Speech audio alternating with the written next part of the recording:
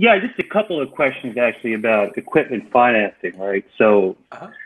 I'm going to specifically try to dial into the Class A type of trucks, right? Because I used to work at a dealership and stuff like that, so I can kind of go back to my old clients and kind of try to create some deals that way. Just a question now: can we get an approval without the actual equipment being in place, like in play? Are we No, able to do that to get them out? No, okay. So we no. have to have an equipment. Okay. Yeah, and I'm going to get a little off topic here, but um, one of the things that we want to do as brokers is to make sure that what we're working on is real, right? Putting in Mhm. sweat equity on a quote, putting on, if you can mute that for, thank you. Okay. Um, Sweet. if we're putting in work on a quote, right, or we're putting in work on a presentation or whatever it is, but there's no monetary result in the view here, it's just Mhm. it's a lot of work for nothing. You know, Okay. you Okay. want to focus in on what's going to make you money. You know, if you're speaking to somebody who needs equipment financing now, right? If you're Got it. speaking to somebody who needs purchase and rehab money now, if somebody who needs a cash advance or a term loan for the growth of their business now, that is where you want to focus, right? And if they're saying to you, well, I'm not sure, but if you could provide a quote or something to me that I can use and a little bit down the line, I'll take a look at your pricing, run. Because what they're Okay. looking to do is take your pricing and go out and track down every other lender out there and see what their pricing is, and then compare apples to apples, and then even further put you under a microscope, and they're just never going to move forward. Right? It's like as when we talk to real estate investors, sometimes we encounter wholesalers, right? And they have a million questions, and the call sounded like it went so well, and all of a sudden there's no deal, and you're like, what the heck is going on? I don't understand this. I've had such engagement from this person. That's a wholesaler. That's not a real estate investor. You didn't ask, does this person have the liquidity required? Do they have experience? Do they actually have a deal and a property on the table? Does this conversation have monetary value? If not, they're just asking about questions about nuance and questions on top of questions on top of questions. They're just getting a free education from you. Are you a teacher? Sure. Right? Are they paying you a tuition to teach them? Right? You have to think Got about it. that, you know? So this kind of checks that box when you ask that question for me, you know? So if you had Okay. come to me and said, I have a specific deal, it's this type of equipment, they need the money at this time, this is the amount, this is what they're grossing, these are the issues, we have a survey conducted, these are the answers to those questions, we have the application, now we're talking. Let's dig in, right? And then you Got it. get the answers to everything you're looking for, right? But never before. So as brokers, everybody, we have got to learn to focus our attention on the things that are going to make us money. And it all starts with that survey, right? I can't tell you, and I'll talk cash advance for a little bit. Everybody, quote unquote, knows cash advance. Everybody knows business funding. Everybody knows it. They've done it before. The reality is 99.999% of people do not know what they're talking about when it comes to business funding. That's the reality of the situation. Because you think it's as easy as getting an application filled out, collecting 3 months bank statements, and clicking the forward button to the lender. And now you know how to do business funding. That could not be more wrong, right? You've got to be able to analyze data, analyze bank statements, take a look for fraud, affordability, incoming wires, outgoing payments, what true cash flow looks like.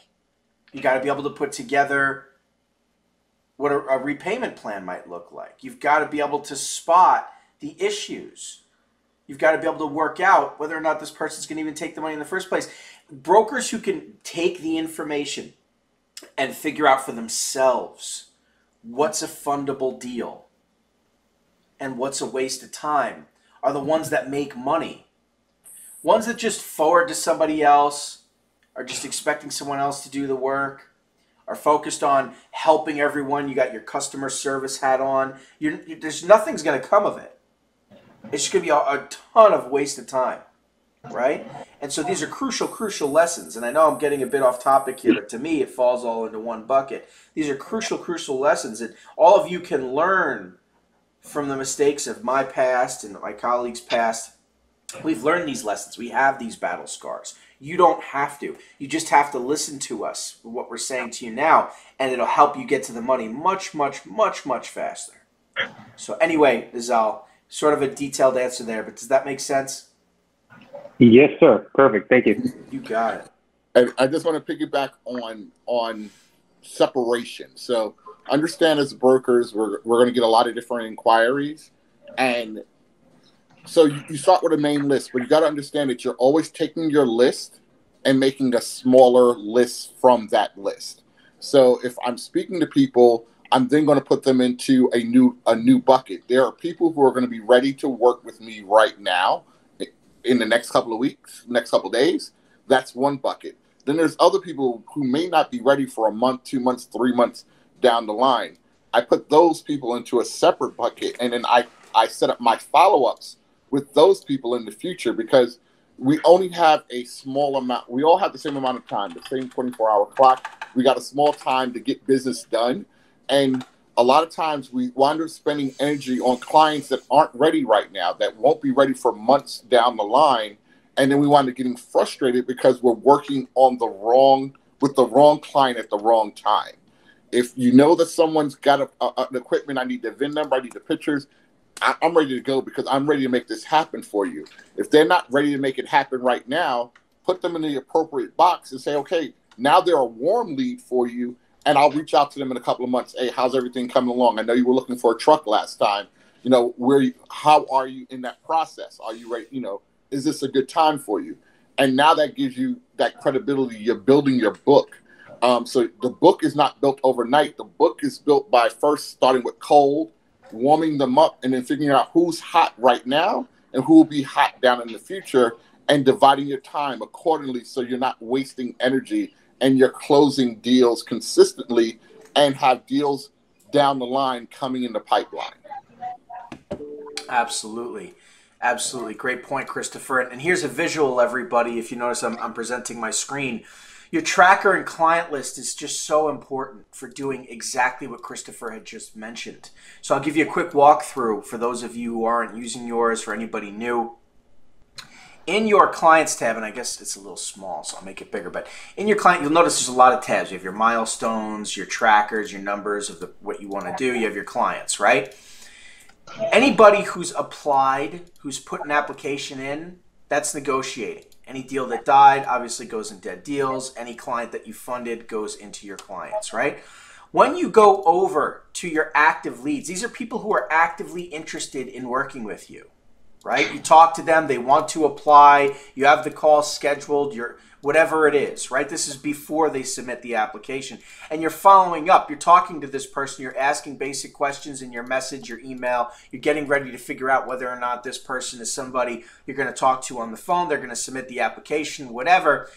And then you're creating notes for yourself. You have the date of the application or when you ask them to apply, whatever it is. If this isn't going to happen, if they go cold, move them to cold leads. Get them out of that active box, that hot box where people are interested, people are ready to go. Get them out of that, right? If you want to create another tab, right? You go to the cold leads tab, you want to create another one, it's really very easy. You can just go to right-click on the tab on the bottom and duplicate.